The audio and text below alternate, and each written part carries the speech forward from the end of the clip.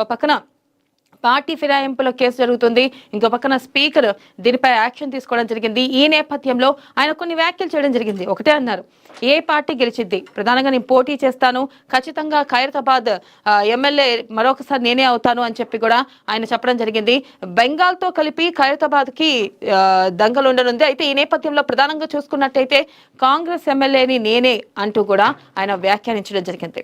అయితే ఇక్కడ మనం చూసుకోవాల్సిన విషయం ఏంటో, ఒక పక్కన పార్టీ ఫిరాయింపులపై విచారణ జరుగుతుంది, ఇటు స్పీకర్ కూడా విచారణ జరుపుతున్నారు. ఈ నేపథ్యంలో కనుక చూసుకున్నట్టయితే మరొకసారి ఎన్నికలకు వెళ్లే అవకాశం ఉందని బీఆర్ఎస్ పార్టీకి రాజీనామా చేయనున్నారని చెప్పి ప్రధానంగా తెలుస్తుంది. ఆయన నిన్న మాటలో స్పష్టీకరణ చేశారు. నేను కాంగ్రెస్ ఎమ్మెల్యేనే, కాంగ్రెస్ నుంచి గెలుస్తా, ముఖ్యమంత్రి రేవంత్ రెడ్డి చేసే సంక్షేమ పథకాలు ప్రజల్ని ఆకర్షిస్తున్నాయి, ఆయన అంత మంచి పనులు చేస్తుంటే వేరే పార్టీ ఎందుకు గెలుస్తుంది, అసలు వేరే పార్టీ గెలిచే అవకాశాలు ఉన్నాయా అంటూ కూడా ఆయన క్వశ్చన్ చేయడం జరిగింది. ఈ నేపథ్యంలోనే మనకు కొంతవరకు స్పష్టీకరణ వచ్చింది.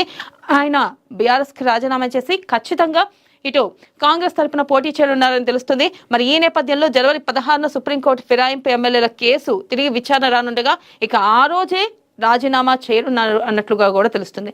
ఒకవేళ కనుక అంటే సుప్రీంకోర్టు 16న ఫిరాయింపు ఎమ్మెల్యేలపై సుప్రీంకోర్టులో 16న విచారణ జరుగుతుంది. ఈ నేపథ్యంలోనే ఆయన స్పష్టీకరణ చేయనున్నారు. ఖచ్చితంగా గనక ఆ రోజే రాజీనామా చేయాలనే వ్యూహంతోనే ఇటు ప్రధానంగా దానం ఉన్నట్లుగా తెలుస్తుంది. తర్వాత చూసుకున్నట్టయితే సంక్రాంతి తర్వాతే సుప్రీంలో విచారణ ఉండని నేపథ్యంలోనే దానం ఈ మేరకు వ్యాఖ్యలు చేశారు. మరొక అంశం చూసుకుందాం.